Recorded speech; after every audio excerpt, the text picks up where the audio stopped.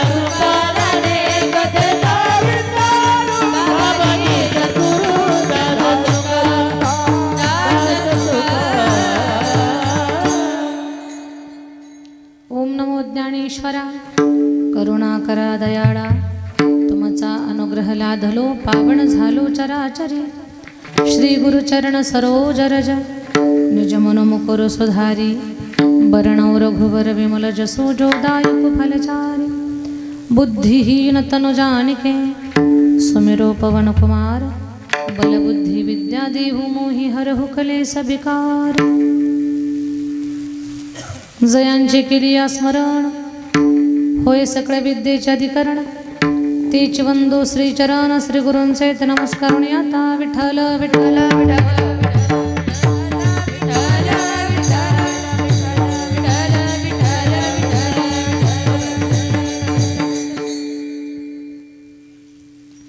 माझ्या विठोबाचा कैसा प्रेम भाव आपणची देव होय गुरु पडिये देह भाव पुरवे वासना अंती ते आपणा पाशी न्यावे प्रस्तुत कीर्तन रूपी सेवेसाठी निवडलेला अभंग महान भगवत भक्त श्रीमंत संत वैराग्याची महामूर्ती वैराग्याचं ज्वलंत प्रतीक असणारे सदेह वैकुंठाला जाणारे पाचव्या वेदाचे निर्माते विश्ववंद्य जगद्गुरु तुकोबरायांचा पादचरणाचा फार सुंदर सर्वांच्या परिचयाचा नित्य पाठातला हा अभंग आहे। हा अभंग म्हणजे माणसाचा भक्तीतला विश्वास वाढवणार आहे। जी लोक काठावरची भक्ती करतात ना तळ्यात का मळ्यात म्हणजे खरंच देव आहे का। काही लोक आयुष्यभर पूजा करतात त्यांना विचारावं देव आहे का हो म्हणे पूजा तर करतोय अजून भेटला नाही काही सांगता येत नाही। अशी जी काठावरची लोक आहेत त्यांच्या अंतःकरणातल्या भक्तीला वाढवणारा, विश्वास देणारा, बळ देणारा हा अभंग आहे की ज्याच्यासाठी तुम्ही ज्या काही आध्यात्मिक क्रिया उपासना जे काही करत आहात ज्या ईश्वराच्या, तर तो भगवान तुमची किती काळजी घेतो. तुमचं एकही आध्यात्मिक प्रयत्न तो व्यर्थ जाऊ देत नाही. तर भक्तीला बळकटी देणारा हा अभंग आज या प्रसंगी सेवेसाठी निवडला. सप्ताहातला दुसराच दिवस आहे आणि या दुसऱ्या दिवसाच्या सेवेसाठी तुकोबारायांचा अभंग. खरं पाहता आपल्या गावामध्ये बऱ्याच वर्षापासून सप्ताहाची आलेली ही परंपरा श्री संत गजानन महाराज संस्थान बेलगाव तालुका मेहकर जिल्हा बुलढाणा वर्धापन दिनानिमित्तानं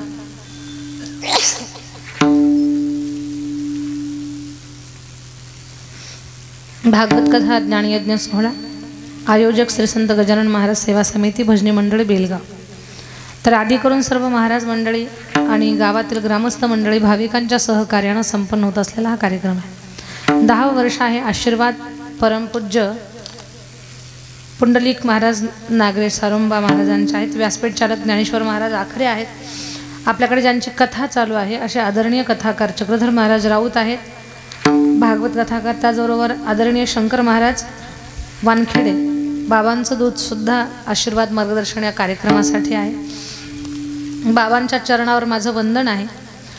माऊलींच्या छत्रछायेखाली बाबांचं पूर्ण उभं आयुष्य. आजही आपल्यातलं कोणी आळंदीला जाऊ द्या, तिथे जाऊन शंकर बाबांची भेट झाली ना तर लोकांना माऊली भेटल्यासारखा भाव निर्माण होत आहे. आम्ही त्यांच्या चरणावर वंदन करतो आणि सप्ताहातल्या दुसऱ्या दिवसाची सेवा मी स्वीकारलेली आहे. आजच्या कीर्तनाचं सौजन्य ज्यांनी स्वीकारलं असे श्रीमान ओम राऊत आणि मंगेश जाधव या दोन्ही माझ्या भावंडांसाठी जरा जोरात टाळी वाजवा आपण सगळ्यांनी. कौतुक आहे. सामान्य परिवारातली ही भावंड आहेत पण दीदींचं कीर्तन ते सौजन्य आम्ही स्वीकारतो या भावनेनं त्यांनी कीर्तन सौजन्य स्वीकारलं. मृदंगाची साथ देणारे हरिभक्त परायण. बाळा नाव काय तुझं? अभिषेक महाराज. अभिषेकसाठी टाळी वाजवा बरं. खूप छान वाजवतो बेटा तू, खूप सुंदर. आणि एवढे सुंदर पावलं खेळतात नाही लेकरं, पण सुट्ट्यात सापडलीच कसे तुम्हाला तेच कळना मला. कारण सुट्ट्यामुळे घरी लेकरं गोट्या गल्लीमध्ये गोट्या खेळतात, विटी दांडू खेळतात, कोणी क्रिकेट खेळतंय, पण हे आपल्याला सापडले इथं. खरं तर या लेकरांसाठी आणि यांना घडवणाऱ्या गुरुसाठी दोघांसाठी एकदा टाळी वाजवा. हरिभक्त परायण गजानन महाराज. गजानन बाबा केवढं सुंदर पाऊल खेळतात नाही, त्यातले तर छोटं उचतात तर खूपच भारी आहे. वरती हात करूनच नाचतोय तो. खूप भारी येतो, खूप अंगात ताल आहे त्याच्या. सगळ्यांसाठीच टाळी वाजवूयात आपण. गुणी लेकरं आहेत, फार गोड आहेत आणि हे मोठे मोठे खूप छान पाऊल खेळतात. छोटे थोडेसे कन्फ्यूज आहेत, काय करावं म्हणून, मागे जावं का पुढे जावं. त्यांना अजून एवढं सुधरत नाही, पण लहान आहेत, काही हरकत नाही. महाराष्ट्रातली सगळी नामांकित कीर्तनकार मंडळी आपण एका पत्रिकेत एकत्र आणली म्हणून गावकऱ्यांचं कौतुक आहे. मागच्या वर्षी आपण कथा इथे केली होती, यावर्षी कीर्तनाचा योग आला, हे माझं महत् भाग्य आहे. सर्व गायक गुणीजन मंडळी, गायनाचे साथ देणारे हरिभक्तपरायण. मधुकर महाराज अवचार आहेत, हरिभक्तपरायण. गजानन महाराज आहेत, हरिभक्तपरायण. भारत बाबा आहेत, हरिभक्तपरायण. सर्व हरिभक्तपरायण मंडळी आणि सर्व मस्तक हे पायावरी या वारकरी संतांच्या आमच्या हरिभक्तपरायण साखरे महाराज आपल्या शेजारच्या गावावरनं. त्यांची कन्या आपल्याकडे आहे गौरी साखरे आणि साखरे महाराज कीर्तनाला उपस्थित आहेत. आपल्या भागातली अपेक्षा पवार, कोळगाव तिचं गाव आहे. आणि हरिभक्तपरायण पुरुषोत्तम बाबा. बाबा माझं वंदन आहे तुम्हाला. आपली अपेक्षा पवार आपल्या परिसरातली मुलगी आहे. 2 वर्षापासून आपल्या संस्थेमध्ये अभ्यास करते. एवढे गुणी लेकरू आहे, खूप छान तयार होते ती. आता गायकी तयार होते आहे, वक्तृत्व तयार होत आहे. आणि मला वाटतं कदाचित पुढच्या वर्षी अपेक्षाला आपण आपल्या सप्ताहात संधी द्यायला काही हरकत नाही. खूप छान या भागामध्ये ती तयार होते आहे. आणि आणखी पलीकडच्या काही विद्यार्थिनी, गौरी तर तुमच्याच भागातली आहे. आणखी सर्व हरिभक्तपरायण मंडळी. कार्यक्रमाचं शूटिंग कॅमेऱ्याच्या माध्यमातून आहे. आपलं चॅनल कोणतं? आम्ही वारकरी हे यूट्यूब चॅनल आहे. वा, या चॅनलवाल्या दादासाठी आणि साऊंडवाल्या दादासाठी टाळी वाजूयात. साऊंड सेटअप खूप छान आहे. महिला माता वर्ग, पुरुष वर्ग, अबालवृद्ध मंडळी, परिसरातून पंचकृषीतून आलेले भाविकजन, आमच्या शिवानी वानखेडेचे वडील इथे आलेले आहेत. त्याचबरोबर आडनाव सांगा एकदा मला. बादड भाऊ आहेत. त्याचबरोबर आपले पोलीस पाटील आहेत. आणखी सर्व तंटामुक्तीचे अध्यक्ष आमचे डॉक्टर्स, हां आमचे मारुतराव दादा आहेत. डॉक्टर साहेबांच्या घरी तर आम्ही मागच्या वर्षी थांबलेलोच होतो. याही वर्षी खूप म्हणजे आज दिवसभरातून खूप वेळा फोन, दीदी कुठपर्यंत आलात? हरिभक्त बरं आहे? ओम महाराज, आमच्या आलेगावची मंडळी आलेली आहेत, सुरेश महाराज आहेत, त्यांच्या सर्व सहकारी मंडळी, आणखी सर्व हरिभक्तपरायण मंडळी. आता गडबडीत एखादं नाव जर राहिलं माझ्याकडनं तर त्यांनी आपल्या केशवबाबांची भेट घ्या कीर्तन संपल्यानंतर. हो, सर्व हरिभक्तपरायण मंडळी, बाहेरून आलेली जी पंचकृषीतून आलेले भाविक आहेत ना, त्यांना वंदन आहे माझं. आणि सरळ स्वभावाचे सज्जन माणूस, काय म्हणतात ना की सेवा हा भाव अंतकरणामध्ये ज्यांच्या आहे, कुठला गर्व नाही, कुठला अहंकार नाही, वयाचा देखील अहंकार नाही की मी एवढ्या वयाचा आहे, मी अशी छोटी कामं का करू. सरळ मनानं अगदी लहानापासून थोरापर्यंत पवित्र भावनेनं सप्ताहात जे स्वतःला वाहून घेतात असे आमचे केशवबाबा, त्यांचं देखील त्या ठिकाणी तोंड भरून आमचं कौतुक आहे. मागच्या वर्षी खूप आमच्या महिला परिचयाच्या स्नेहाच्या झाल्या होत्या आणि याही वर्षी त्यांची ती माया तशीच टिकून आहे. सर्व महिला मातावर्ग, पुरुष वर्ग, अबालवृद्ध मंडळी, इथे कोणी कथाकार, कीर्तनकार, प्रवचनकार असतील, आपल्या सगळ्यांच्या मध्ये परमेश्वराचं चिंतन पाहून खूप चेहरे माझ्या ओळखीचे आहेत. मागच्या वर्षी बऱ्यापैकी चेहरे माझ्या पाठ झाले होते, पण नावं लक्षात राहत नाहीत ना, तो माझ्याच बुद्धीचा दोष आहे, मला समजून घ्या. हां, आदरणीय शंकर बाबांच्या चरणावर पुन्हा एकदा वंदन करून चिंतनाला आरंभ करू. विठ्ठल विठ्ठल.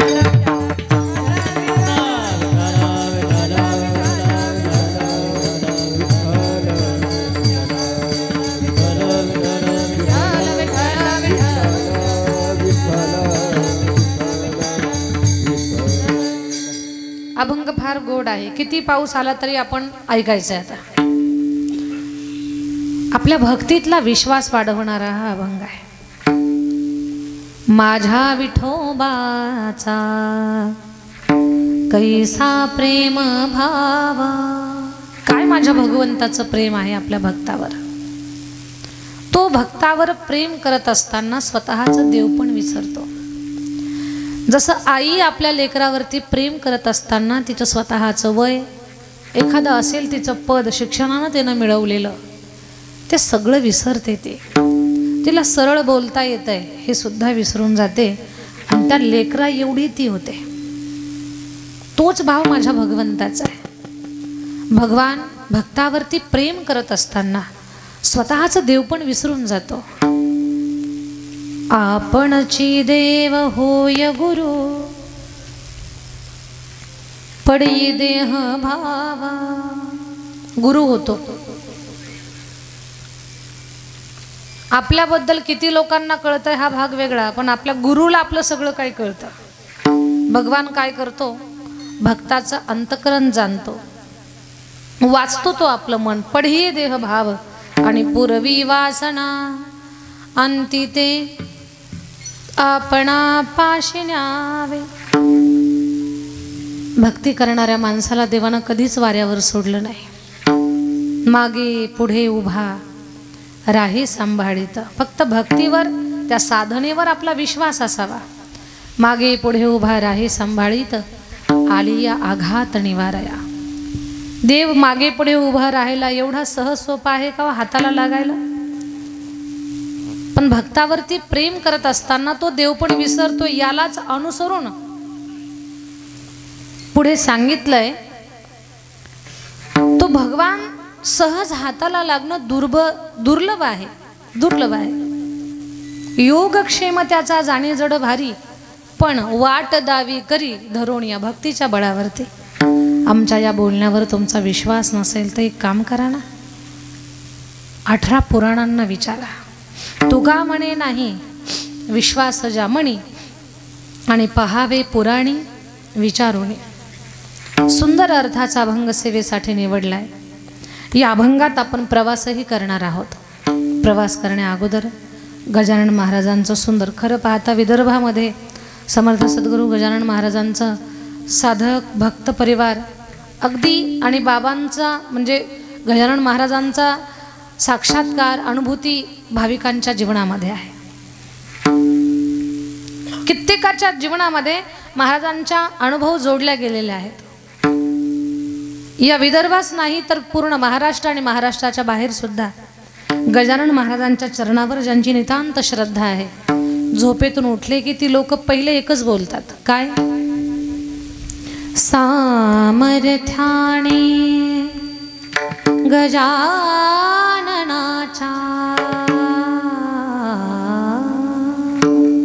सामर्थ्याने गजाननाचा संकट जाई माघारा संकट जाई माघारा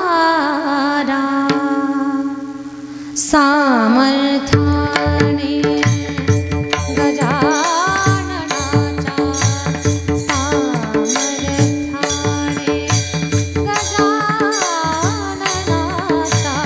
संकट जाई माघारा संकट जाई माघारा सामर्थ्याने गजाननाच्या संकट जाई माघारा। पण संकट पळून जाण्यासाठी भक्तानं काय केलं पाहिजे? टाळी वाजवा सगळ्यांनी, एकच करा। काय करा? गण गण गणात बोते गण गण गणात बोते गण गण गणात बोते गण गण गणात बोते सर्वांनी म्हणा गण गण गणात बोते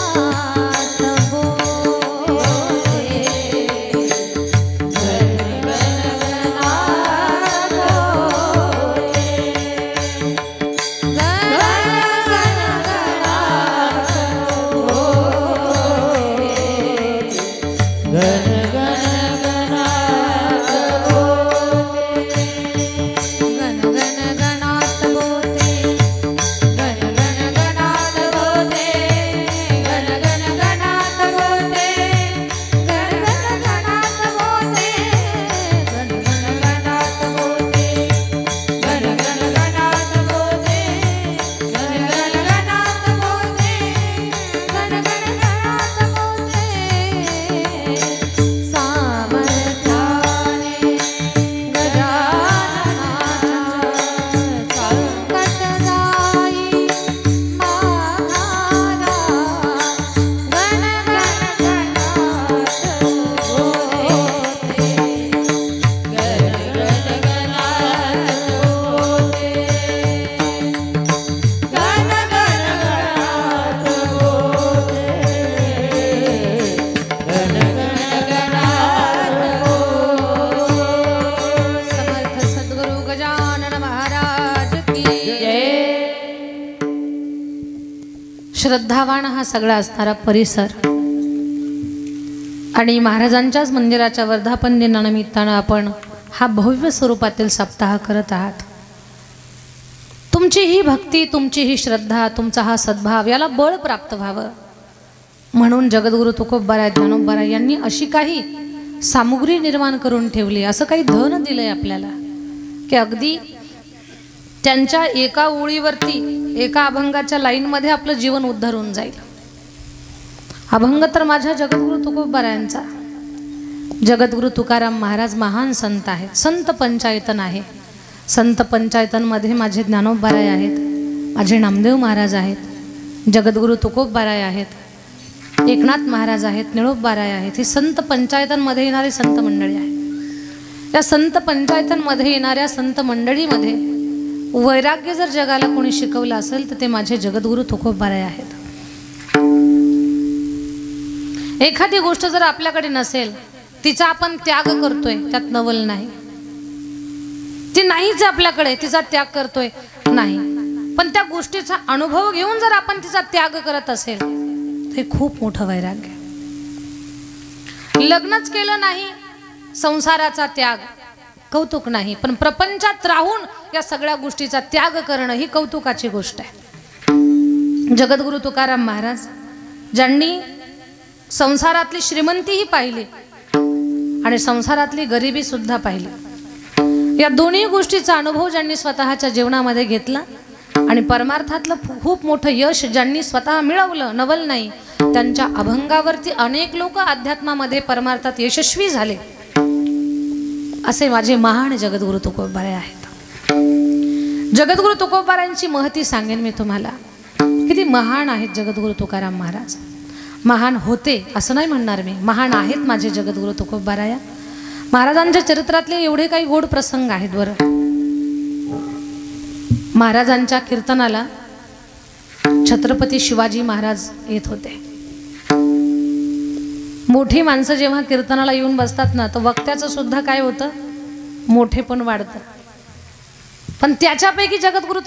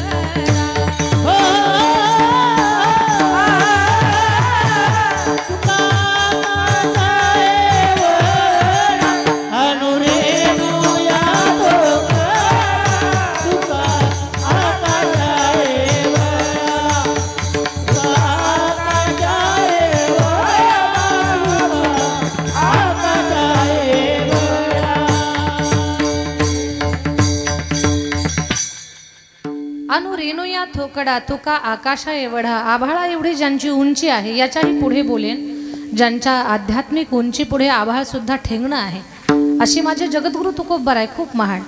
महाराजांच्या कीर्तनाला छत्रपती शिवाजी महाराजांनी येऊन बसावं। बरं, समोर बसलेला श्रोता सुद्धा काही लहान नाही आहे, गरिबांचे मायबाप, सर्वसामान्यांची माऊली छत्रपती शिवाजी महाराज कीर्तनाला येऊन बसले। महाराज आनंदानं देहभान विसरून कीर्तन करताय, पण मुघल महाराजांच्या मागे पडलेले। तुकोबारायांचं महिमान सांगायचं मला तुम्हाला। मुघल मागे पडलेले, आदिलशाही, निजामशाही, कुतुबशाही सगळ्या शाह्या सोडल्या, स्वराज्याच्याच मागे लागला तो। आणि मग मुघल महाराजांच्या मागे लागलेले सुगावा लागला महाराज कीर्तनाला येतात म्हणून। मग लक्षच ठेवलं, शिवाजी महाराज कीर्तनाला आले की तिथंच त्यांना कैद करायचं, म्हणजे हे स्वराज्याचं ही पडलेली ठिणगी जागेवर विजून जाईल, स्वराज्य निर्माण होण्या अगोदरच ते मोडून जाईल। महाराज कीर्तनाला येऊन बसले। महाराज तुकोबारायांच्या कीर्तनामध्ये छत्रपती शिवाजी महाराज सुद्धा देहभान विसरले। महाराजांचं कीर्तनच तेवढं सुंदर होतं। महाराजांच्या भजनामध्ये माणसांनी तल्लीन व्हावं नवलच नाही, पशु पक्षी सुद्धा स्वतःचं देहभान विसरत होते।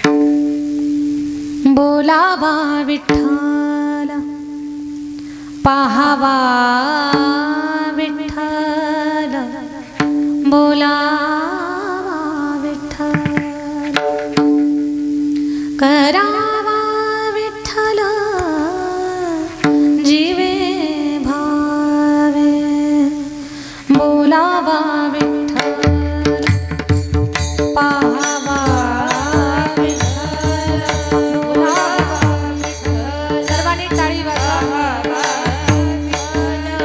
विठ्ठल विठ्ठल विठ्ठल विठ्ठल विठ्ठल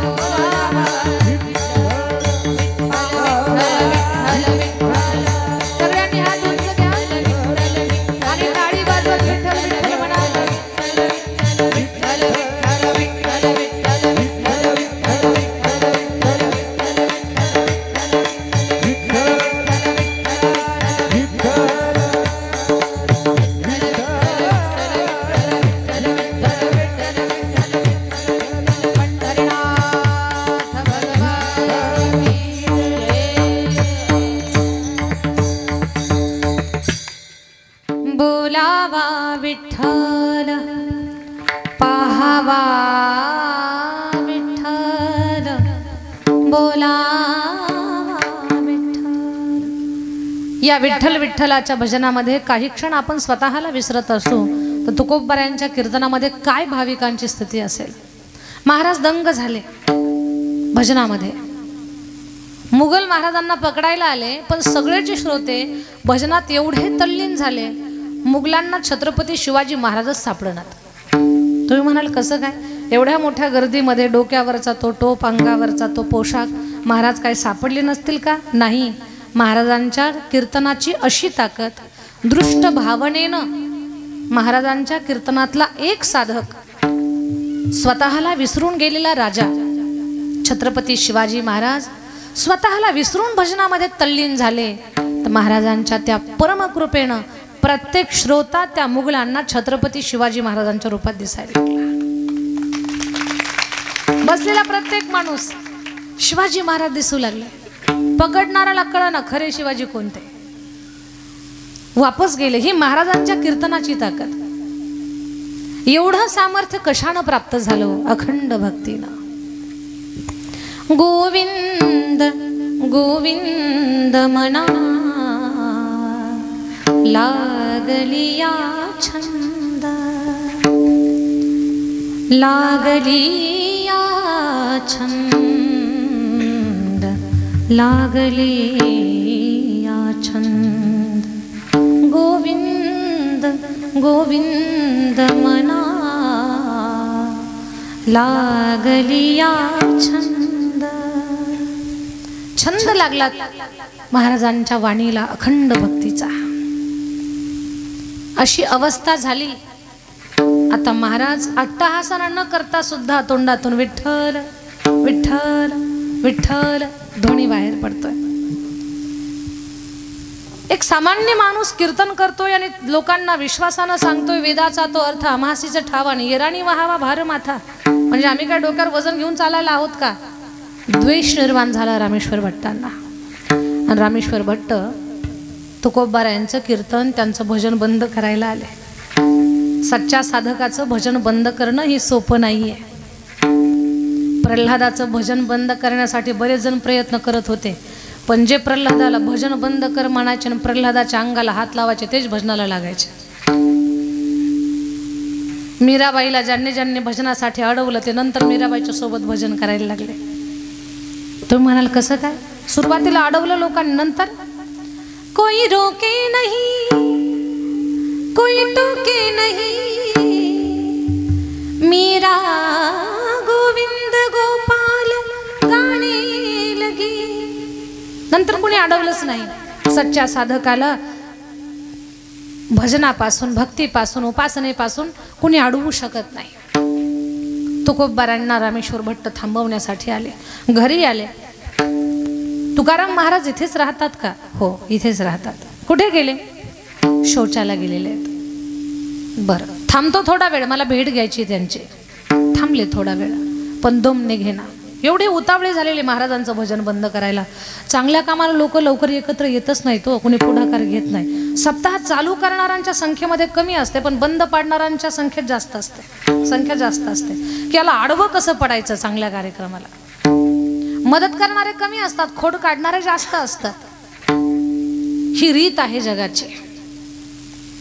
तसं महाराजांच्या भक्तीला प्रोत्साहन देण्यासाठी म्हणजे कमीच भोळी बापडी लोक महाराजांच्या कीर्तनाला येऊन बसायची पण जे स्वतःला आम्ही खूप ज्ञानी आहोत अशी समजत होती ना ती दोष काढायचे. रामेश्वर भट्ट आले. त्यांना दम निघेना. तिथे कोणत्या दिशेला गेलेत महाराज. शौचाला. आणि ते तिकडे गेलेत. रामेश्वर भट्ट समोर गेले तर एक आवाज यायला लागला. विठ्ठल श्री विठ्ठल श्री विठ्ठल. अशा घाणेरड्या जागेवर देवाचं नाव घेता आणि लोकांना सांगता वेदाचा तो अर्थ अमासीचा ठावा नेराणी वहा भार माता. काय कळतोय तुम्हाला वेद, काय कळतंय तुम्हाला शास्त्र. लोकांची दिशाभूल करू नका आणि स्वतःला खूप मोठे पंडित समजू नका. महाराज म्हणतात मी स्वतःला पंडित समजतच नाही. हे या अपवित्र जागेवरती तुम्ही देवाचं नाव घेता तुम्हाला काही वाटत नाही. म्हणजे मी ठरवून घेत नाही. माझी जीभ माझ्या ताब्यात नाही राहिली. माझी माता झाली माझी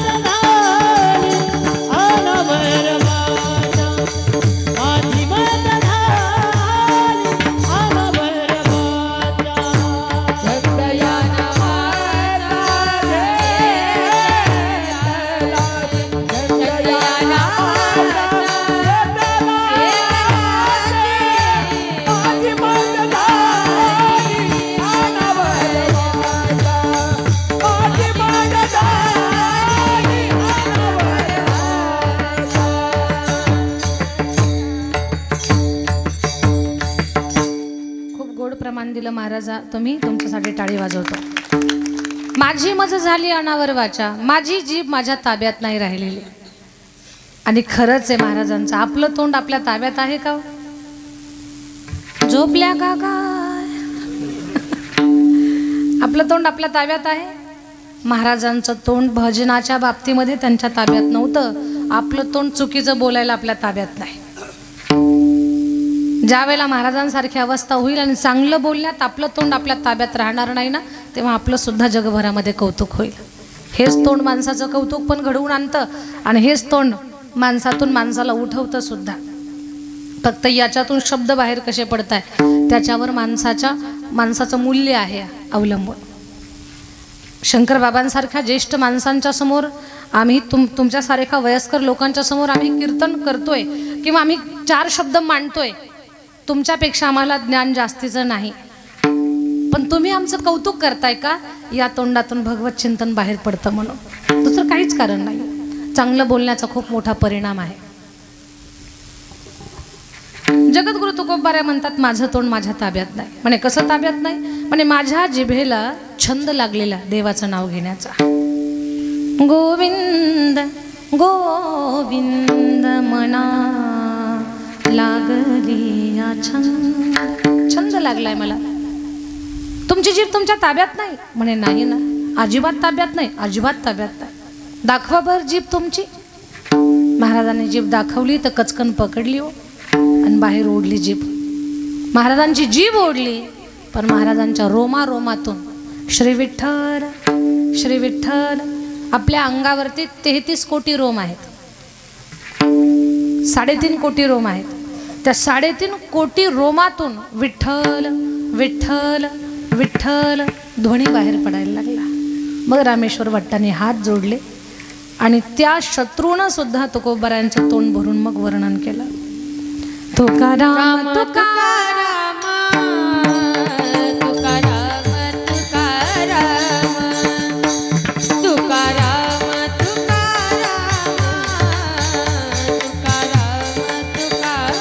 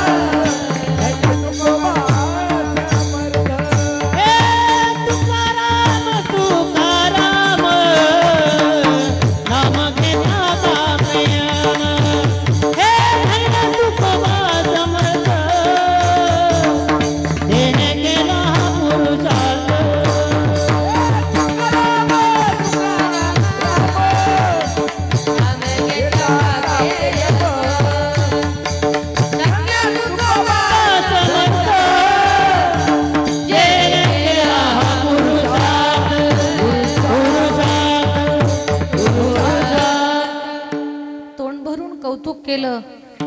धन्य तुकोबा समर्थ. समर्थ ही उपमा दिली. समर्थ एकच आहे, विश्वाचा मालक. तुकोबारांना समर्थ म्हणतात.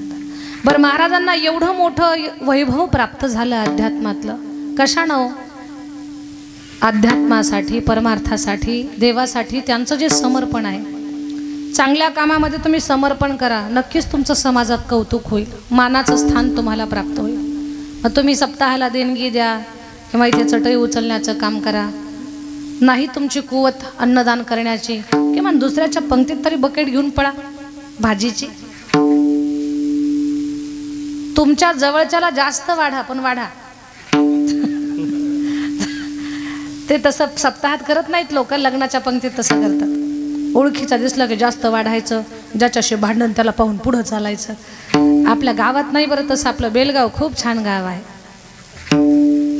चांगल्या कामामध्ये समर्पण करा, तुमचं कौतुक. कसं कौतुक होत आहे पहा. हरिभक्तपरायण प्रकाश भाऊ नथोजी वानखेडे यांनी या सप्ताहासाठी 51,000 रुपये अन्नदानासाठी दिले. खरंच यांचं तोंड भरून कौतुक आहे. चांगल्या कामामध्ये स्वतःला वाहून घ्या, कौतुक होईल आणि अंतःकरणातून लोक आशीर्वाद देतील. चांगल्या पवित्र ठिकाणी आपल्या चांगल्या कामाचं जर कौतुक होत असेल तर समजावं ती भगवान परमात्मानं आपले केलेलं कौतुक आहे, असा त्याचा अर्थ होत असतो. म्हणून या सर्व दात्यांचं 51,000 रुपयाची देणगी ज्यांनी दिली त्यांचंही कौतुक आहे. आजच्या कीर्तनाचं सौजन्य ज्यांनी स्वीकारलं त्यांचं कौतुक आहे. रुपयापासून लाखापर्यंतचा जो दाता आहे त्या सगळ्यांचं कौतुक आहे. समर्पण असावं चांगल्या गोष्टीमध्ये, आपलं समर्पण असावं. जगद्गुरु तुकोबारायांचं खूप समर्पण आहे भक्तीमध्ये. बरं, स्वतः विचार एक दिवस करत होते तुकाराम महाराज, आपण श्रद्धेनं आपली ती भक्ती तर चालूच आहे, आपली उपासना चालू आहे ना, आपलं नामचिंतन चालू आहे, अध्यात्मातल्या सगळ्या गोष्टी आपल्या चालू आहेत. पण आपल्यासारखी अनेको माणसं निर्माण झाली पाहिजेत आणि माझ्या विठुरायाचं कौतुक जगभरामध्ये झालं पाहिजे. आहेच आहे, पण त्याचा आनंद लोकांनी घ्यावा. मग याच्यासाठी लोक भक्ती तर करताय पण बळकट नाही आहे त्यांची भक्ती. थोडीशी अशी तशी आहे, थोडेसे डळमळतात, कधी कोलमडतात, कधी संकट आलं की पळून जातात. त्यांच्या भक्तीतलं बळ वाढावं याच्यासाठी ज्याची भक्ती तुम्ही करता तो तुम्हाला वाऱ्यावर सोडणाऱ्यापैकी नाही आहे हे सांगण्यासाठीच महाराज अभंगाच्या माझ्या विठोबाचा कैसा प्रेम भाव, माझ्या विठोबाचा कैसा प्रेम भाव, माझ्या विठोबाचा कैसा प्रेम भाव, माझ्या विठोबाचा कैसा प्रेम भाव, माझ्या विठोबाचा कैसा प्रेम भाव,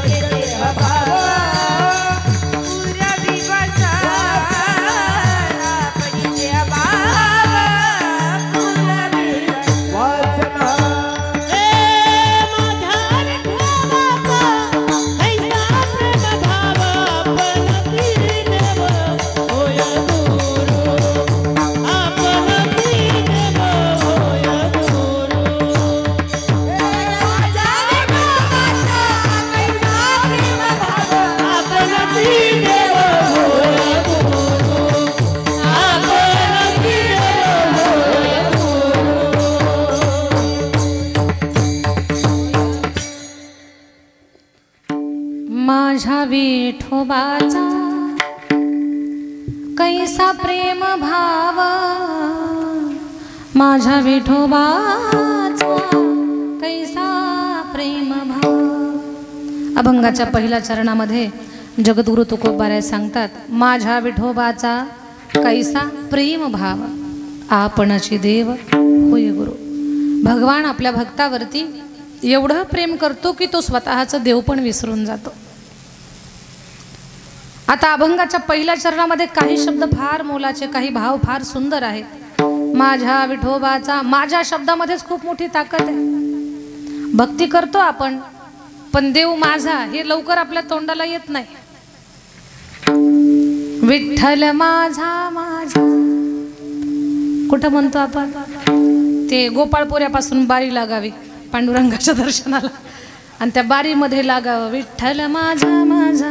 विचार करते माझा माझा म्हणतं, घुसू कुठं त्याचा विचार करते, म्हणजे मध्येच कुठे घुसायचं त्याचा विचार। विठ्ठल माझा माझा उडी मारायला जातं, पण ते समोरचं सावधच असतं, 2 दिवसापासून उभं असतं ते लगेच म्हणतं माझा वाग, कोपरा मारून मागे हाकलून देत। खूप गंमत असते त्या वारीमध्ये। माणसं नसले तरी म्हणतात आमची माणसं पुढे गेली। खूप गंमत आहे लोकांची। कधीतरी देवाला माझं म्हणा, त्या माझा शब्दामध्ये खूप मोठी ताकद आहे। एक भाव आहे, आपलेपणा आहे, एक जवळचं नातं आहे। आमचा हे परकेपणाचं रक्षण आहे, माझा तिथे आत्मीयता आहे। माझ्या विठोबाचा ताकद आहे याच्यामध्ये, कैसा प्रेम भाव, माझ्या भगवंताचं भक्ताच्या बाबतीतलं प्रेम कसं आहे। आता प्रेमभाव या शब्दावर जर आपण थोडासा विचार केला तर इथे प्रेमाचं चिंतन करताना एक गोष्ट लक्षात येते। एक आहे जीवाचं प्रेम आणि एक आहे देवाचं प्रेम। देवाचं प्रेम हे भक्तावर आणि त्याच्या भक्तीवर, जीवाचं प्रेम व्यक्तीवर आणि वस्तूवर। जीवाचं प्रेम बदलणारं आहे, भगवंताचं प्रेम हे न बदलणारं आहे। आपलं जे प्रेम आहे ते व्यावहारिक प्रेम आहे। व्यावहारिक प्रेम आणि परमार्थिक प्रेम याच्यामध्ये सुद्धा फरक आहे। तोच भाव कोणता की व्यक्तीवर अथवा वस्तूवर। आपलं प्रेम कशावर आहे? वस्तूवर, अन्यथा व्यक्तीवर। माणूस बदलला, प्रेमाचा भाव बदलला, वस्तू बदलली, प्रेम कमी जास्त झालं। हे माझं बोलणं तुम्हाला अधिक कळावं याच्यासाठी उदाहरण सांगते। एका गावामध्ये, एका नगरीमध्ये एक महात्मे आले। फक्कड साधू होते, स्वतःच्या मस्तीमध्ये स्वच्छंद फिरणारे, भजन करणारे। नगरीमध्ये ते भजन करत चालले। मन लागा मेरा यार फकीरी में, मन लागा मेरा यार फकीरी में, जो सुख पाया राम भजन में, ओ सुख नहीं अमीर में, मन लागा मेरा यार फकीरी में, मन लागा मेरा यार फकीरी में, मन लागा मेरा यार फकीरी में, मन लागा मेरा यार फकीरी में। महाराज स्वच्छंद निघाले। त्या महाराजांचं भजन राजाला खूप भावलं, बरं खूप भावलं। कधी कधी अंतःकरणातून जर भजन गायलं तर ते स्वर आपल्या काळजाला स्पर्श करत असतात। भावलं राजाच्या मनाला ते भजन। बाबा तुमची चरण सेवा करायची मला। बाबा स्वतःच्या छंदात, मन लागा मेरा यार फकीरी में, पद्यपूजा केली। राजाचंही अंतःकरण महाराजांना खूप आवडलं। रे वाटेवर न चालणाऱ्या साधूची पद्यपूजा करणारा राजा हा किती पवित्र मनाचा असेल। थोडीशी चौकशी केली तर राजाचं शासन खूप चांगलं होतं, प्रजा सुखात होती। मग असा राजा दीर्घकाळ टिकला पाहिजे म्हणून महाराजांनी जोडीतून फळ काढलं, घे म्हटलं राजा हे फळ खा, तुला आरोग्य आणि आयुष्य लाभल। राजाला फळ दिलं, फळ घेतलं राजानं, पण राजाचं प्रेम त्याच्या पत्नीवरती होता। तो म्हटला मी फळ खाईल, खूप काळ जगल, आयुष्य आरोग्य लाभल, पण माझी राणी जर मेली तर माझ्या जगण्यात काय अर्थ आहे? तो म्हटलं हे फळ माझ्या राणीनं खाल्लं पाहिजे. प्रेम पहा, राणीला फळ दिलं. राणीचं प्रेम राजावर नाहीच आहे. राणीचं प्रेम एका सेनापतीवरती. त्या सेनापतीला तिनं ते फळ दिलं. सेनापती हे फळ तुम्ही खा, तुम्हाला आरोग्य आणि आयुष्य लाभल. बरं, राणी ज्या सेनापतीवरती प्रेम करते त्याचं प्रेम हिच्यावर नाही, त्या सेनापतीचं प्रेम भांडे घासणाऱ्या बाईवर. त्या सेनापतीनं ते फळ घेतलं, त्या भांडे घासणाऱ्या बाईला दिलं. म्हणे हे फळ तू खा, तुला आरोग्य आणि आयुष्य लाभल. बाई भांडे घासत होती तिच्या प्रारब्धानं, पण समजदार होते. आपलं मोठेपण आपण काय काम करतो त्याच्यावरती नाही, तुमच्या चांगुलपणावर, तुमच्या वाणीवर, तुमच्या समजदारीवरती तुमचं मोठेपण आहे. समजदार होती. त्यानं विचार केला फळ खाईल मी, मला दीर्घ आयुष्य लाभल, मला आरोग्य लाभल. पण किती मोठं आयुष्य भेटलं आणि किती चांगली तब्येत मिळाली, तर आयुष्यावर भांडेच घासणार, मी दुसरं काय काम करणार. ते म्हटले हे फळ राजानं खाल्लं पाहिजे, आपला राजा खूप चांगला आहे. ते फळ राजाच्या हातात आलं. राजाला किती शॉक लागला असेल विचार करा. ती बाई म्हणते महाराज हे फळ तुम्ही खा, तुम्हाला आरोग्य आणि आयुष्य लाभल. राजा तर चक्कर येऊन धडामकन जमिनीवरती पडला. ती बाई म्हणते झालं काय तुम्हाला? राजानं शोध घेतला, हे फळ तुझ्याकडे आलंच कसं? तिनं सांगितलं सेनापतीने दिलं. सेनापतीच्या कंठाला सुरी लावली, तलवार लावली. सांग तुझ्याकडे फळ कसं आलं? प्राणापलीकडे माणसाला दुसरं काही प्रिय नसतं. दिलं सांगून त्यानं राणीचं नाव. राणीनं दिलं. राणीनं दिलं हे जेव्हा राजाला कळालं, राजानं त्याच क्षणी त्याग केला प्रपंचाचा. राजा भृतुहरी अरण्यात गेला आणि नाथपंथाची काय म्हणतात ना की दीक्षा घेतली आणि भरतरी नाथ बनले. हे प्रपंचातलं प्रेम आहे. हे व्यावहारिक प्रेम बदलतं, ते व्यक्तीवर अथवा वस्तूवर ते बदलत राहतं. हे प्रेम खरं नाहीये. पण माझ्या श्री विठ्ठलाचं जे प्रेम आहे ते न बदलणारं आहे आणि आपलं परम कल्याण करणारं आहे, आपल्याला सुख देणारं आहे. व्यावहारिक प्रेमाचा शेवट हा दुःखात होत असतो, तर परमार्थिक प्रेमाचा शेवट हा सुखामध्ये आणि आनंदात होत असतो. विठ्ठल विठ्ठल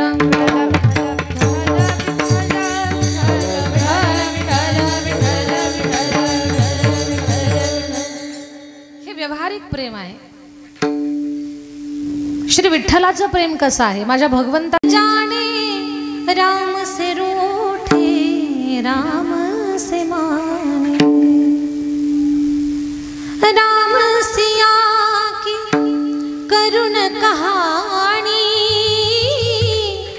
एक ही चंदन एक ही पानी, राम सिया राम सिया राम जय जय राम, राम सिया राम जय जय राम. सर्वांनी म्हणा राम सिया राम जय जय राम, राम सिया राम जय जय राम.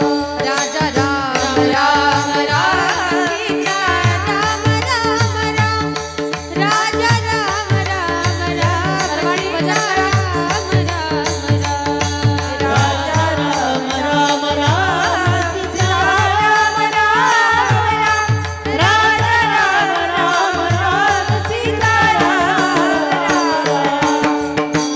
मंगल भवन अमंगल हारी,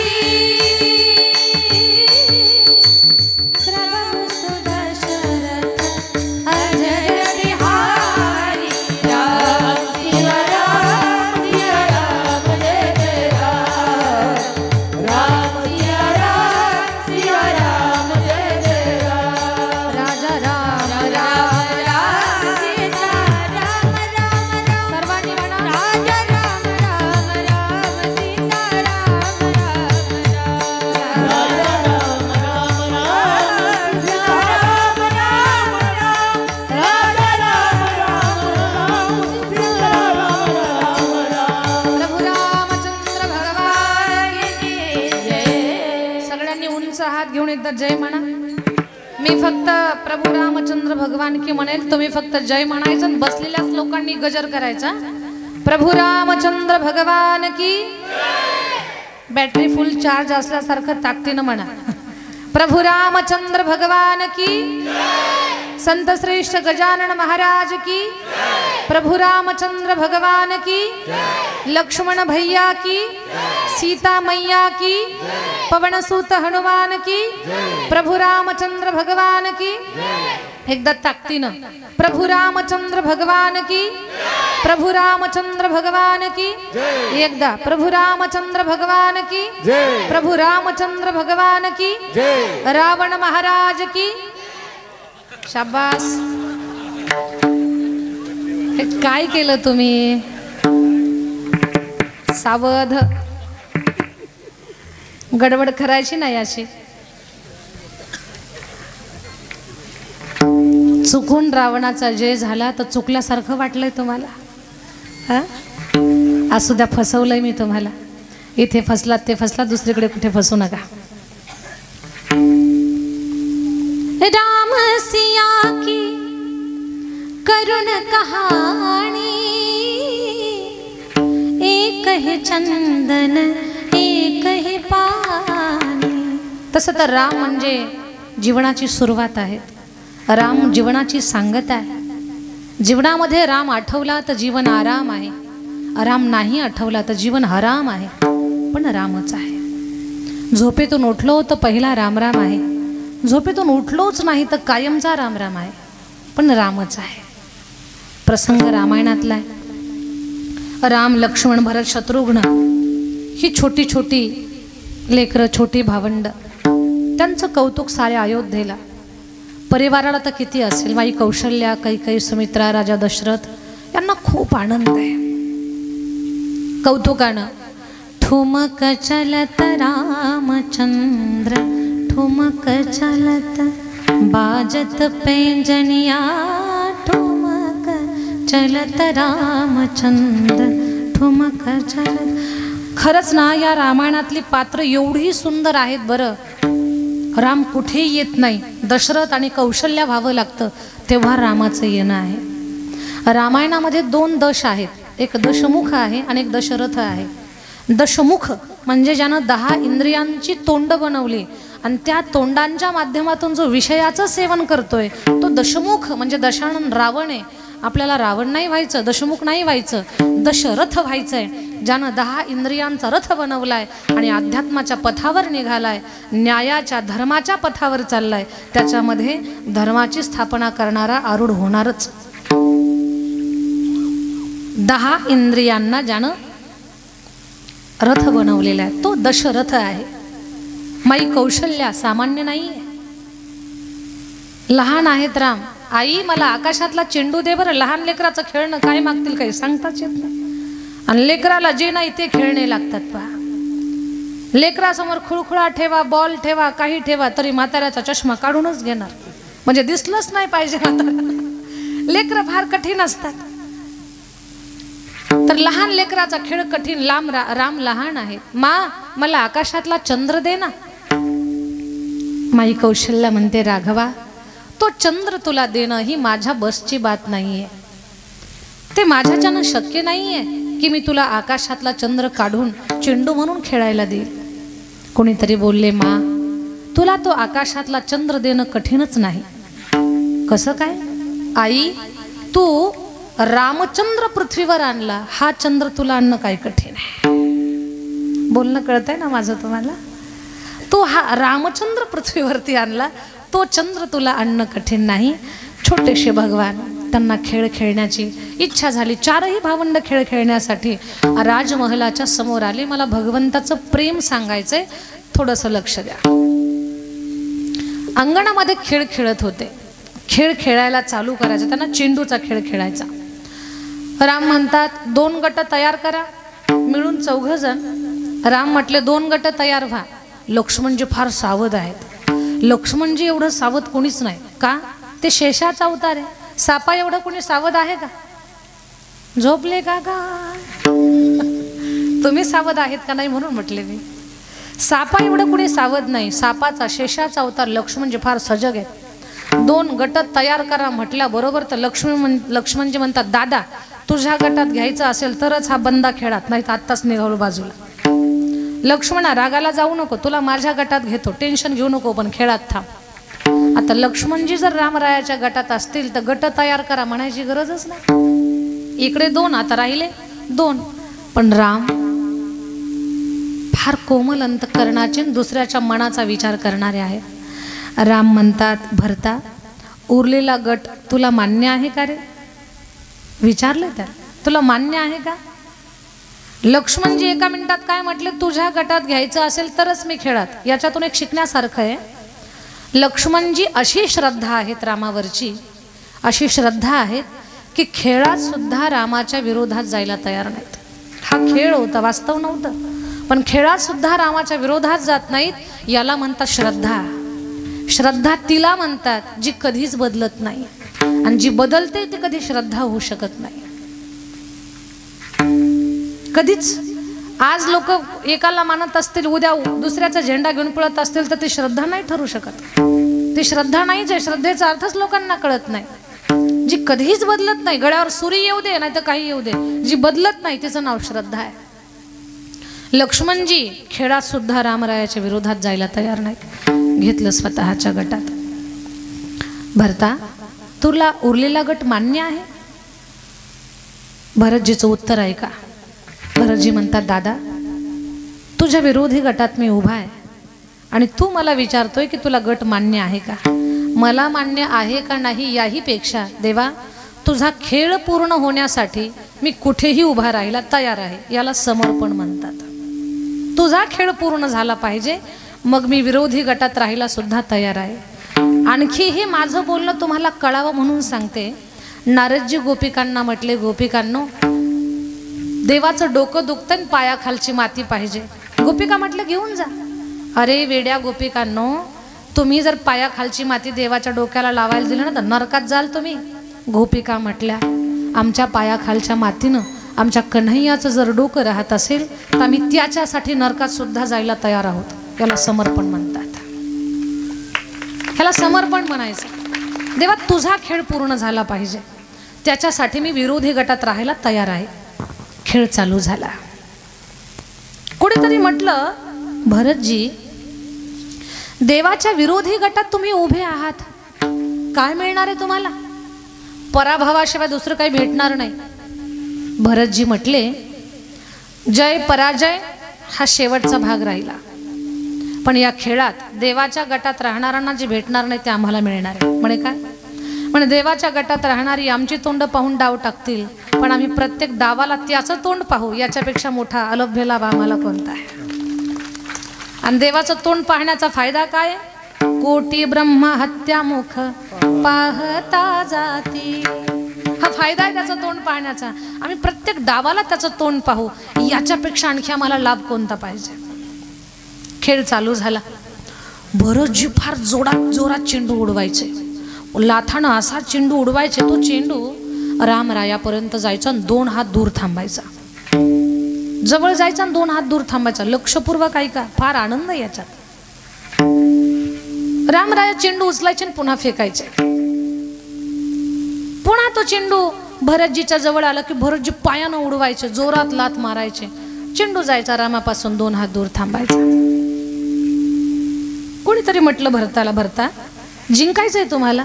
एवढ्या जोरजोरात चेंडू मारता, देव हातानं चेंडू उचलताय, तुम्ही लाथानं उडवताय, जिंकायचंय तुम्हाला? भरतजी म्हटले, मला जिंकायचंय म्हणून मी लाथ नाही मारत. मग या चेंडूला मी देवाच्या जवळ पाठवतोय, याला लाथानं उडवतोय, देवाजवळ पाठवतोय. पण देवाजवळ पाठवू नये फुटक्या नशिबाचं, जवळ जाऊन 2 हात दूर थांबतंय. म्हणजे देवाच्या जवळ ढकलूनही देवापासून 2 हात दूर थांबतात. ते लाथाचेच मालक असतात, हे मला लोकांना सांगायचं आहे. माझं बोलणं समजलंय तुम्हाला? शेगावला जाऊन जे ते चक्का असतो ना, तिकडे फिरतात, नको तिकडे जातात, हे असे लाथाचेच मालक. म्हणजे मंदिरात जाऊन दर्शन नाही घेणार. पंढरपूरला गेल्यानंतर पांडुरंगाच्या बारीला जेवढी गर्दी असते ना त्याच्यापेक्षा जास्त गर्दी नको तिकडे पण असते. लाथाचे मालक आहे, देवाच्या जवळ ढकलूनही देवाच्या जवळ जात नाही. रामरायाला विचारलं कुणीतरी, देवा भरतजी लाथ मारताय, मग तुम्ही पण लाथ मारा ना त्या चेंडूला. राम म्हटले, नाही. आता माझ्या देवाचा प्रेमभाव पहा, माझ्या विठोबाचा कैसा प्रेमभाव मला तुम्हाला सांगायचा आहे. रामराया तुम्ही पण लाथ मारा चेंडूला. राम म्हटले नाही, माझा भरत संत आहे. संताच्या चरणाला स्पर्श करून जो माझ्यापर्यंत येण्याचा प्रयत्न करतो, भलेही माझ्याजवळ यायच्या अगोदर तो थकला आणि थांबला तर मी त्याला लाथ नाही मारणार. मी स्वतः त्याच्याकडे जाणार, मी त्याला हातात उचलून घेणार आणि त्याचं मंगल करणार, त्याचं कल्याण करणार. भगवान हातात उचलून घेतायत याचा अर्थ संताच्या चरणाला स्पर्श करून आलेल्या जीवाचं कल्याण भगवान करतात. हा भगवंताचा प्रेमभाव आहे की तो त्याची जागा सोडून त्याच्या जीवापर्यंत तो जातोय. देवानं स्वतःची जागा सोडली, चेंडूपर्यंत गेलाय. हा माझ्या भगवंताचा प्रेमभाव आहे. माझ्या विठोबाचा कैसा प्रेमभाव. भगवान या प्रेमभरामध्ये स्वतःचा देव पण विसरतो आणि आपणची देव होय गुरु.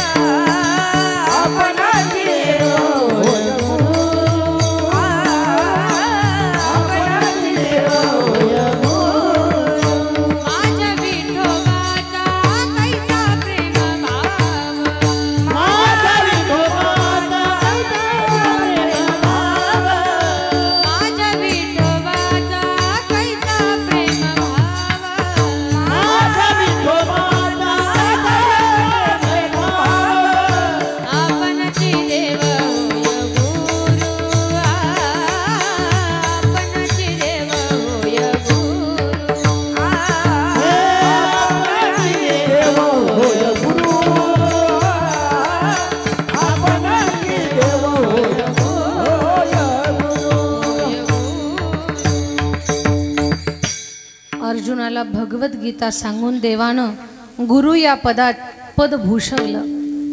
आपणची देव होय गुरु. देवाला ते ज्ञान आणखी कोणाच्या हातानं पण देता आलं असतं. खरं तर धर्मराजाला उपदेश करताना शरपंजरी पडलेल्या भीष्मांची निवड केली आणि विष्णू सहस्रनामाचा उपदेश युधिष्ठिरासहित सर्व भावंडांना प्राप्त झाला.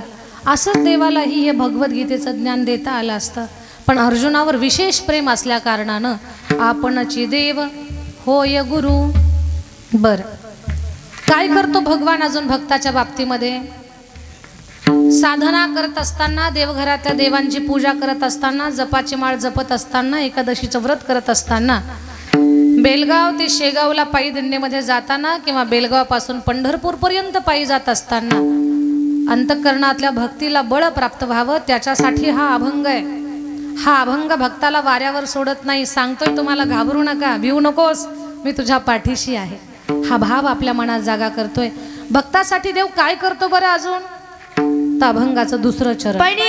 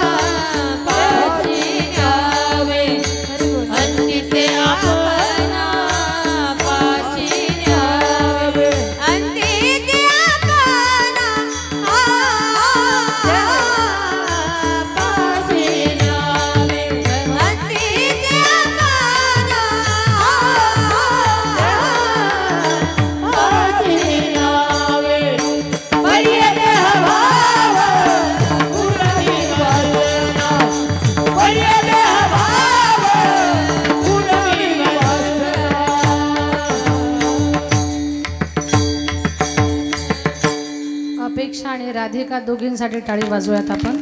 फार गुणी लेकर आहेत, फार सुंदर. पडिये देह भाव पुरवी वासना, अंती ते आपणा पाशी न्यावे. माझ्या भगवंताचा भाव. भक्ताचं अंतकरण वाचण्याची ताकद भगवंतामध्ये. भक्ताचं अंतकरण वाचतो तो. हे माझं बोलणं तुम्हाला पटावं याच्यासाठी एक उदाहरण सांगते. रामायणामध्ये मर्यादा पुरुषोत्तम राघवेंद्र सरकारानं रावण मारला. सगळे अयोध्येला आले, खूप आनंद होता. श्रीराम जय राम जय जय राम, श्रीराम जय राम जय जय राम. खूप आनंद. सजवा वेशी सजवा द्वारे, रघुरामाचे नाम जपारे. गुलाल उधळा लक्ष्मण भाई, रघुरामाचे नाम जपा. श्रीराम जय राम जय जय राम. खूप आनंद. रामाचा राज्याभिषेक झाला आणि सासरवाडीवरनं, रामरायाच्या सासरवाडीवरनं पत्र आलं की एवढं मोठं युद्ध ज्यानं 33 कोटी देव बंदीशाळेत टाकली, अशा रावणाला तुम्ही मातीत घातलं, तेही वानरांच्या सहकार्यानं. ही खूप मोठी अद्भुत दिव्य अशी गोष्ट तुम्ही केली. तुम्ही थकला असाल, तुमचं सैन्य थकलं असेल.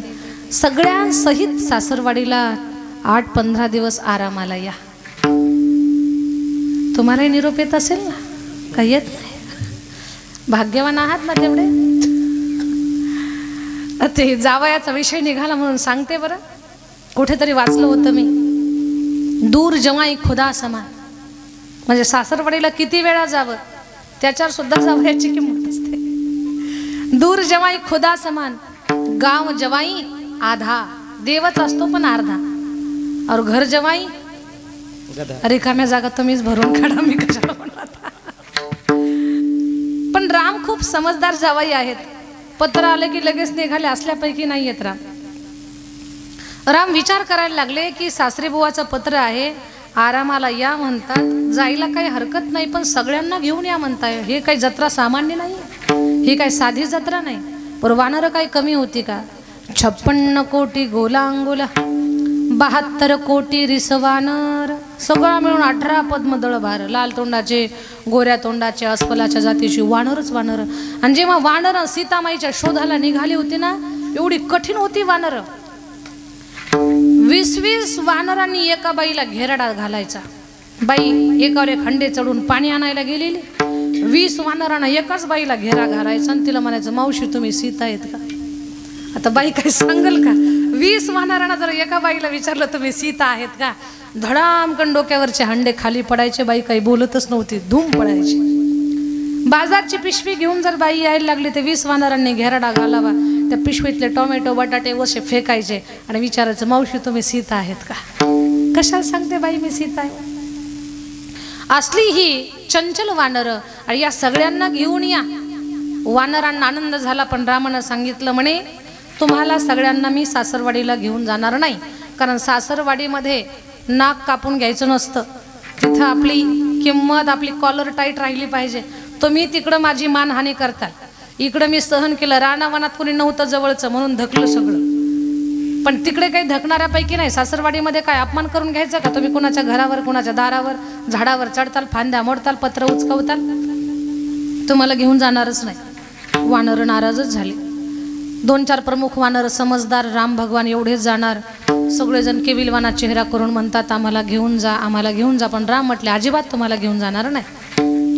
त्यांनी वशिला लावला. म्हणजे वशिला लावण्याची पद्धत काही नवीन नाही, ती फार जुनी आहे. वशिला लावला त्यांनी. कुणाकडे? जामवंतजीकडे. जामवंतजीला म्हणतात, जामवंतजी काका, आमचा पण नंबर लावा ना. आम्ही अजिबात खोड्या करणार नाही, कोणाच्या घरावर चढणार नाही, कोणाची बकरी सोडणार नाहीत, आम्ही कोणाच्या दारातल्या झाडाची फांदी मोडणार नाहीत, कोणाकडे पाहणार सुद्धा नाहीत, कान खाजवणार नाही, नाक खाजवणार नाही, दात दाखवणार नाही. आम्ही तुम्ही सांगताल तसं आम्ही करू, पण आम्हाला घेऊन जा. वानर एवढं प्रामाणिकपणे बोलताय, तुम्हाला विश्वास बसतोय काय एवढी प्रामाणिक राहतील म्हणून ती? पण वानरांनी शब्द दिला, आहेत चंचल आमची माकडं बरं, पण निष्ठावंत आहेत. त्रेतायुगात रामायण घडलं, आज कलियुग चालू आहे, पण अजूनपर्यंत ती सीताफळ रामफळाचं झाड तोडत नाहीत, कारण त्यांचं दैवत सीताराम आहेत. माणसाला एकादशी कळत नाही आणि वानर सीताफळ रामफळाचं झाड अजून सुद्धा मोडत नाही. ही श्रद्धा. ती वानर प्रॉमिस करताय आम्हाला घेऊन जाणार, आम्ही दिलेला शब्द पूर्ण पाळणार, आम्हाला घेऊन जा. जामवंतजी म्हटले याला पुरावा काय आहे की तुम्ही शांत राहणार. म्हणे आता 2 दिवसाचं प्रॅक्टिकल करा. तुम्ही बसलात की आम्ही बसणार, तुम्ही उठले की आम्ही उठणार, तुम्ही जो हात उंच केला तोच हात आम्ही उंच करणार, तुम्ही जी क्रिया करणार कृती करणार तेच आम्ही करणार. जामवंतजी म्हटले असं तुम्ही दम काढू शकत नाही. वानर म्हटले आमच्यावर प्रयोग करून पहा. ठीक आहे. 2 दिवसाचं प्रॅक्टिकल चालू झालं. आपल्या बेलगावच्या या शाळेच्या मैदानात आले ते पण कवायत चालू झाल्यासारखीच चालू झाली. जामवंतजीनं हाताची घडी घातली की वानरांनी हाताची घडी घातली. जामवंतजीनं पाय उंच केला की वानरांनी पण पाय उंच केला.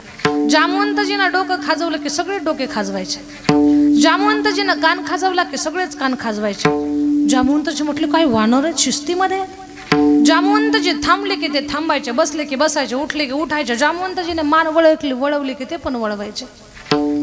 जामवंतजी म्हटले गुण आला, वानर चांगली आहेत, यांना घेऊन जायला काही हरकत नाही. शिफारस रामापर्यंत भगवान यांना घेऊन जाऊ आपण. 2 दिवस मी यांच्यावरती जरा अभ्यास केलाय, हे माझ्या परीक्षेत पास झाले, आता घेऊन चाला. रामराय म्हटले काका हे शांत बसणाऱ्यापैकी नाही. म्हणे मी शब्द देतो जे मी करणार तेच हे करणार, मी पापणी उचलली तरच हे उचलणार इथपर्यंत. रामराया म्हटले ठीक आहे बा तुमच्या भरोश्यावर आता मी यांना घेऊन जातो. पण निघाले रामराया पुढे, रामाचा रथ पालखी पुढे, पाठीमागनं जामवंतजी सगळी वानरं. आणि ही वानरं सगळी लाईनमध्ये शिस्तीमध्ये, जणू काय शाळेकरी लेकरं कसे लाईनमध्ये असतात झेंडावंदनाला तसे हे सगळे लाईनमध्ये. कल्पना तर करा, चित्र डोळ्यासमोर आणा कसं चित्र असेल. जशी शेपटी जामवंतजीची सरळ, सगळ्यांच्या शेपट्या सरळच. जामवंतजीनं जो पाय पुढे केला तोच पाय सगळ्या वानरांनी पुढे केला. जामवंतजीनं जर डावा पाय पुढे केला तर यांचा पण डावा पायच पुढे. जामवंतजीनं हात उंच केला की यांचाच हात, यांचा सगळ्यांचा हात पुढे. अशी कवायतच जणू काही चालू झाली. सगळी वानरं आली. जनकपुरीच्या सीमारेषेवर जनकजी स्वागतासाठी होते. शिस्तीतली ही सगळी फौज पाहिली आणि जनकजी म्हटले एवढ्या शिस्तीतली वानरं होती म्हणून तर रावण मेला. पण रामराया मनात म्हणतात तुम्हाला काय माहिती यांनी काही गोंधळ घातला. पण जाऊ द्या, सासरे बुवांना वाटतंय की ही वानरं शिस्तीमध्ये आहे. सगळ्यांचं स्वागत, हातपाय धुवायला गरम पाणी, जी व्यवस्था रामाची तीच वानराची. सासरा असा बता असा. रामरायाचे पायाला मॉलिश तर यांच्या पण पायाला मॉलिश. वानरांना बरं वाटायला लागलं. वानरं म्हटली काय चांगलं वाटतंय. रामरायाला रत्नांचे हार, सुंदर सुंदर कपडे तर सगळ्या वानरांना सुद्धा कपडे. रामानं पोशाख घातला तर जामवंतजीनं पोशाख घातला, आणि जामवंतजीनं पोशाख घातला तर सगळ्या वानरांनी पण पोशाख घातला. जामवंतजी हाताची घडी तर सगळ्यांच्या हाताचीच घडी. जामवंतजीनं नाक असं असं केलं की सगळे नाक असं असं करायचे. म्हणजे जे जामवंतजी करणार ना तेच हे करणार. सगळ्यांचा आदर सत्कार झाला. बसायला पाट दिला, ताटाला पाट, सगळे ताटा पाटावर बसले. जसे जामवंतजी बसले तसे सगळे बसले. जामवंतजीनं जो पाय उंच घेतला सगळ्यांनी तोच पाय उंच घेतला. जामवंतजीनं शेपटी पुढे घेऊन मांडीवर घेतली, सगळ्यांनी शेपट्या मांडीवर घेतल्या. कारण जे काही करायचं ते जामवंतजी सारखं करायचं. रामरायानं ताटाला पाणी फिरवलं, जामवंतजीनं फिरवलं. जामवंतजीनं फिरवलं की सगळ्यांनी ताटाला पाणीच फिरवलं. कारण ताटं वाढली होती त्यांना जेवायला. पात्र खाणारी जात ही, पण जामवंतजीनं ताकीद दिलेली होती. सगळ्यांनी ताटाला पाणी फिरवलं. समोरचे जे होते ना त्यांनी उलट फिरवलं, कारण जामवंतजीकडे पाहून फिरवायचं होतं. असं ताटाला पाणी फिरवलं. अनेक पदार्थ होते, अनेक फळं होती. वानराची जात आहे, फळाकडे आकर्षण असतं. आंबा उचलला जामवंतजीनं. जामवंतजीनं आंबा उचलला की सगळ्यांनी आंबाच उचलला. जामवंतजीनं आंबा दाबला, पण योगायोगानं जामवंतजीच्या पात्राला जो आंबा होता तो थोडासा कठीण होता, जास्त पिकलेला नव्हता. जामवंतजीनं वाटलं पिकलेला सहज दाबाव, पण दबलाच नाही तो. जामवंतजीला आला राग. जामवंतजी म्हटले एवढी हिंमत या कैरीची की मी दाबतोय तरी पण कोई बाजूला निघत नाही. अरे राम रावणाच्या युद्धात माझ्या ताकदीचा एकही योद्धा नाही, अजून हातातली माझ्या खास संपली नाही युद्धाची, आणि या कैरीची एवढी हिंमत की मी दाबतोय तरी पण कोई बाजूला जात नाही. जामवंतजीनं ताकद लावली. जशी ताकद लावली तशी कोय सर्र उडाली. आता जामवंतजीनं कोय उडवली की सगळ्या वानरांनी हातात आंबेच घेतले ना, असे दाबले की सगळ्यांच्या कोया. जामवंतजीचं लक्ष बाकीच्याकडे नाहीच. जामवंतजी म्हटले हिची एवढी हिंमत की माझ्यापासून लांब उडाली कोय. जामवंतजीनं कोय पकडण्यासाठी उंच उडी घेतली की आता जामवंतजी जे करणार तेच सगळी वानर करणार. सगळ्यांनी उड्या घेतल्या की धडाम धुडम कुणी कोणाच्याही ताटात पडलं. असला गोंधळ, हे ह्याची कोय घेत, ते त्याची कोय घेत, हे ह्याला धक्का देत, ते त्याला. मूळ स्वभावावर सगळेजण आले. असला गोंधळ, ताट धडाम धुडूम, कोणाचं कपडे फाडतं, तर कोणी कोणाचा हार फाडतं तोडतं. रामरायाला भयानक टेन्शन आलं. म्हणे आता हे सांगितलं होतं मी जामवंतजीला. जामवंतजी म्हटले नसतो कोय पकडायला गेलो तर बरं झालं असतं, हे माझ्यामुळे सगळे कोया पकडायला गेले, आता अवघड झालं. जामवंतजी थांबवत आहे पण कुणाचंच लक्ष कुणाकडं नाही, फक्त सगळे कोया पकडण्याकडेच आहेत. आंब्याची कोय पकडायची. जामवंतजी लज्जित झाले. रामराय तर खूपच लज्जित झाले. पण जनकजी त्यांनी ओळखलं की माझा जावाई थोडासा लज्जित झालेला आहे. मनात थोडीशी असं घुसमट चालू झाली की हे काय चाललंय म्हणून.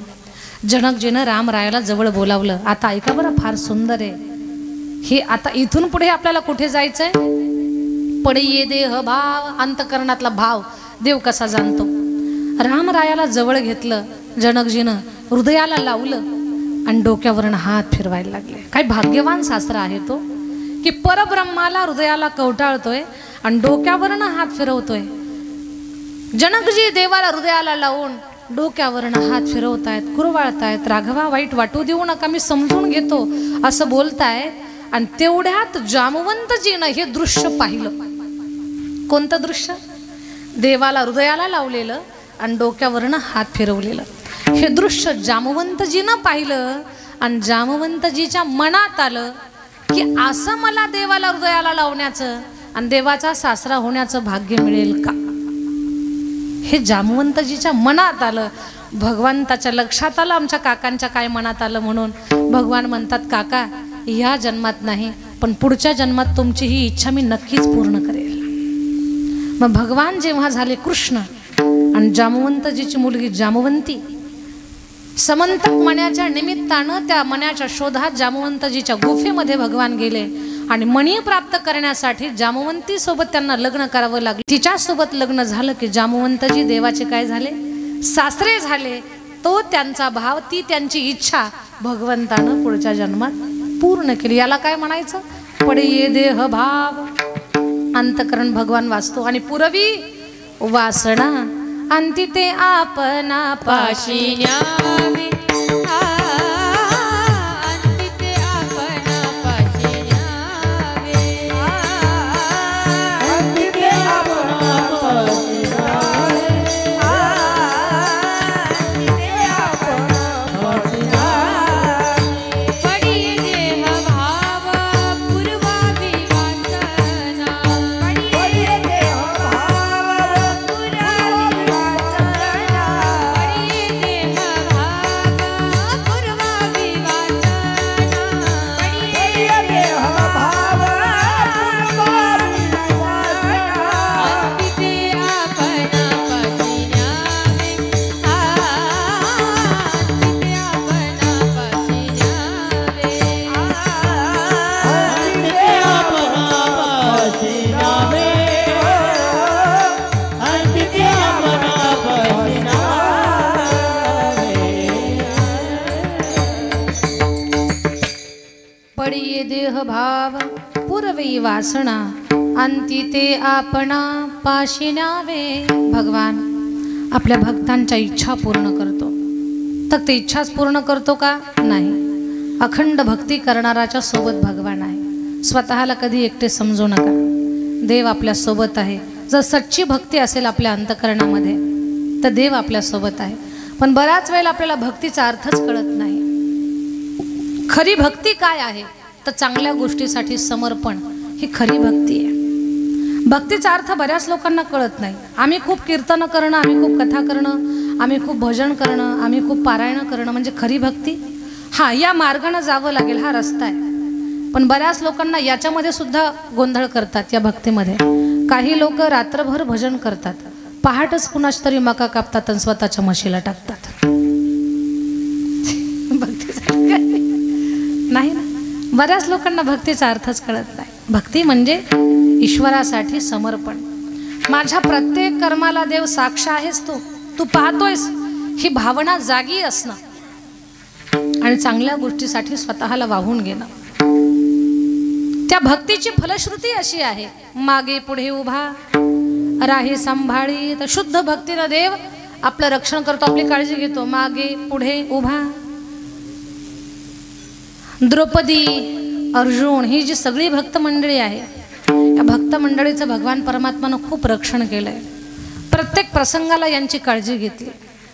यांच्या केसालाही धक्का लागू दिला नाही. का तर यांची केस सुद्धा कृष्ण कृष्ण म्हणत होते. हा जेव्हा भाव आपल्याही अंतःकरणात निर्माण होईल तेव्हा आपल्याला सुद्धा स्वतःची काळजी करायची गरज पडणार नाही. पण यांच्यासारखा भाव असला पाहिजे. भगवान सारखेच द्रौपदीच्या घरी जायचे. सत्यभामा म्हटली मला पण यायचं, रुक्मिणी म्हटली मला पण यायचं. दोघींना घेऊन गेले द्रौपदीच्या घरी. द्रौपदी वेणी घालत होती. द्रौपदी ताई मी आलोय. काय करते ग तू? लाला मी वेणी घालते. अगं तुझ्या 2-2 भावजाया असताना तुला वेणी घालायची काय गरज? पूर्वी भावजायामध्ये प्रेम होतं बरं का.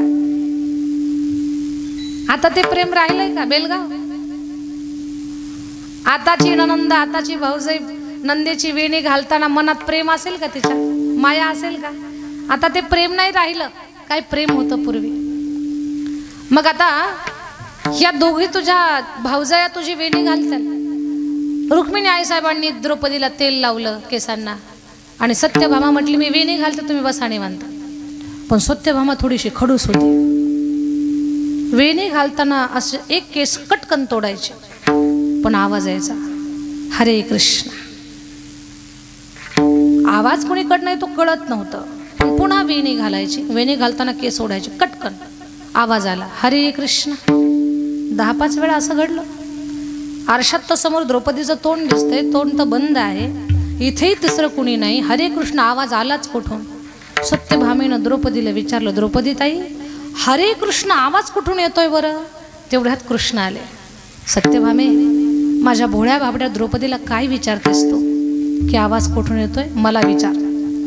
ईर्षेनं, कपटानं, द्वेषानं, मत्सरानं तिचा केस तू उपटतेस ना, तर त्या केसातून कृष्ण नाव येत आहे. हरे कृष्ण. तिची केस बोलतात. या भक्तांची केस सुद्धा कृष्ण कृष्ण म्हणत होती. म्हणून भगवान यांच्या केसालाही धक्का लागू देत नाही. तेव्हा भगवान मागे पुढे उभा राहे सांभाळीत. ही किती प्रचंड मोठी भक्ती आहे याचा विचार करा. आपण आठवडा बाजाराप्रमाणे कधीतरी देवाचं नाव घेतो. आठवड्याला बाजार कसा भरतो तसं आपलं आठवड्यातून एकदा भजन, आठवड्याला एकदा भजन, 7 दिवस भांडणात आपले. याचा बांधकोर, त्याचा उकिरडा उचक, त्याचं हे कर, ह्याचं ते कर, ह्याच्यात पत्रावर दगड फेक, हे आपले कार्यक्रम चालू असतात. आणि आठवड्यातून एकदा भजन करतो आपण. पण यांनी अखंड भक्तीमध्ये स्वतःचं जीवन वाहून घेतलेलं. हे श्वासावरही भगवान परमात्माचं चिंतन करतात. आपल्याला माहिती आहे तुकोबारायांची वाट सुद्धा विठ्ठल विठ्ठल म्हणत होते. तुकोबारायांची झोपल्या का काय? तुकोबारायांची पायवाट विठ्ठल विठ्ठल म्हणत होती. आपली वाट लागली तरी आपल्या तोंडाला विठ्ठल विठ्ठल येत नाही. बेलगाव. जनाबाईच्या गौऱ्या विठ्ठल विठ्ठल म्हणत होत्या. आपल्या गौऱ्या पुढे गेल्या तरी आपल्या तोंडाला विठ्ठल येत नाही. पण कधीतरी शिकलं पाहिजे. ज्यांची केस सुद्धा कृष्ण कृष्ण म्हणत होती त्याची फलश्रुती मागे पुढे उभा राहे सांभाळीत आली या आघात निवारया. देव हाताला लागणं एवढं सोपं नाही. योगक्षेम त्याचा जाणे जड भारी, पण वाट दावी करी धरोनिया विठोबा रखुमाई.